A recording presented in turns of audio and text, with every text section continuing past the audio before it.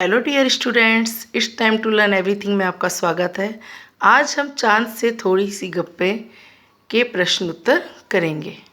प्रश्न संख्या 1, कविता में आप पहने हुए हो कुल आकाश कहकर लड़की क्या कहना चाहती है? उत्तर, कविता में लड़की कहना चाहती है कि चांद तारों से जड़ित संपूर्ण आकाश रूपी वस्त्र को पहने हुए हो। लड़की कहती है जो संपूर्ण आकाश है ना, यही आपका वस्त्र है जिस पर चांद और तारे लगे हुए हैं। प्रश्न संख्या 2, हमको बुद्धू ही नीरा समझा है कहकर लड़की क्या कहना चाहती है? लड़की ये कहना चाहती है कि चांद उसे बुद्धू ना समझे, वह चतुर है और जानती है कि चांद को कोई बीमारी है। नीरा मतलब केवल। लड़की क्या कहती है, आपने क्या समझा है? हम कोई बुद्धू हैं? हम जानते हैं आपको कोई बीमारी है जिससे आप घटते बढ़ते रहते हैं, तिरछे होते रहते हैं। हम कोई बेवकूफ़ नहीं है कि हम सोचें कि आप ऐसे ही घट बढ़ रहे हैं। आपको वास्तव में कोई बीमारी है। प्रश्न संख्या 3, आशय बताओ। यह मरज आपका अच्छा ही नहीं होने में आता है। मरज बीमारी। उत्तर, इस पंक्ति का आशय यह है कि लड़की को लगता है कि चांद को कोई बीमारी है जो कि ठीक ही नहीं हो रही है, क्योंकि यदि वो घटते हैं तो घटते ही जाते हैं और बढ़ते हैं तो बढ़ते ही चले जाते हैं जब तक कि पूरे गोल ना हो जाए। लड़की कहती है कि आपको कोई बीमारी है और हमको ये पता है।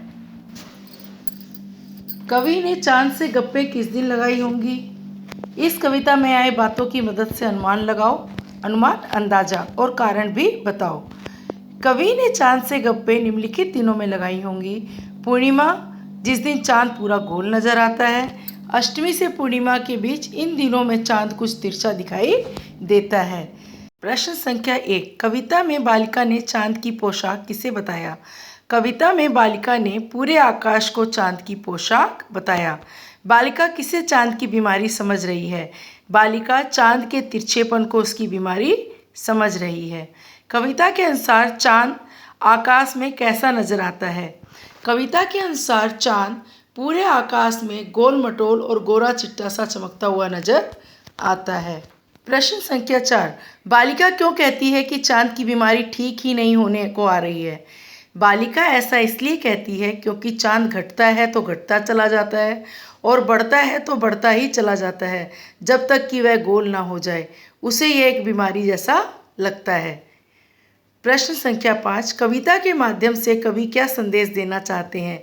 कविता के माध्यम से कवि प्रकृति और मनुष्य के बीच के अद्भुत रिश्ते को एक छोटी सी बालिका के चांद के साथ संवाद के द्वारा चित्रित करना चाहता है। कवि दिखाना चाहता है कि प्रकृति और मानव का रिश्ता बड़ा अनोखा है। वह बालिका चांद से ऐसे बातें कर रही है जैसे किसी दूसरे सामने बैठे हुए इंसान से बातें कर रही हो। बहुविकल्पीय प्रश्नोत्तर। चांद से गप्पे कौन लड़ा रहा है? लड़का, तारे, लड़की, आसमान। तो चांद से गप्पे कौन लड़ा रहा है बच्चों? लड़की। चांद से गप्पे लड़की लड़ा रही है। प्रश्न संख्या ख, चांद ने क्या पहना है? सफेद वस्त्र, नीले रंग का पूरा आकाश, सारा आकाश वस्त्र की भांति जो तारों से जड़ित हो। सफेद रंग का वस्त्र तारों से जड़ित, सारा आकाश वस्त्र की भांति जो तारों से जड़ित हो। चांद को कैसी बीमारी है? घटने की, बढ़ने की, दोनों, इनमें से कोई नहीं। दोनों। चांद को लड़की कहती है घटने की बीमारी है और बढ़ने की बीमारी है जब तक वह गोल ना हो जाए। चांद से थोड़ी सी गप्पें कविता के कवि कौन है? केदारनाथ अग्रवाल, शमशेर बहादुर सिंह, सुमित्रा नंदन पंत, विनय महाजन। शमशेर बहादुर सिंह। बालिका ने चांद को क्या बीमारी बताई है? क्रोध करने की, लाल पीला होने की, घटने बढ़ने की, भूलने की। बालिका ने चांद को घटने बढ़ने की बीमारी बताई है। अनुमान और कल्पना। प्रश्न 1, कुछ लोग बड़ी जल्दी चिढ़ जाते हैं। यदि चांद का स्वभाव भी आसानी से चिढ़ जाने का हो तो वह किन बातों से सबसे ज़्यादा चिढ़ेगा? चिढ़कर वह उन बातों का क्या जवाब देगा? अपनी कल्पना से चांद की ओर दिए गए जवाब लिखो।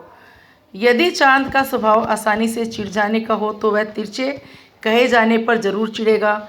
घटने की बढ़ने की बीमारी की बात सुनकर भी उसे बहुत गुस्सा आएगा। वह चिढ़कर वह यही जवाब देगा कि वह तिरछा नहीं है और ना ही उसे घटने बढ़ने की बीमारी है। यह हमारी नज़र का फेर है। कि वह हमें तिरछा दिखाई देता है, लेकिन वह हमें यह भी कहेगा अपनी नज़र ठीक करवाने के लिए डॉक्टर के पास जाकर चश्मा लगवा लो। जैसे लोग चिढ़ जाते हैं अगर ऐसे चांद भी चढ़ गया, तो वह भी यही उत्तर देगा। अगले वीडियो में हम कवि का जीवन परिचय, कविता का सारांश और कठिन शब्दार्थ करेंगे। बाय बाय बच्चों, टेक केयर।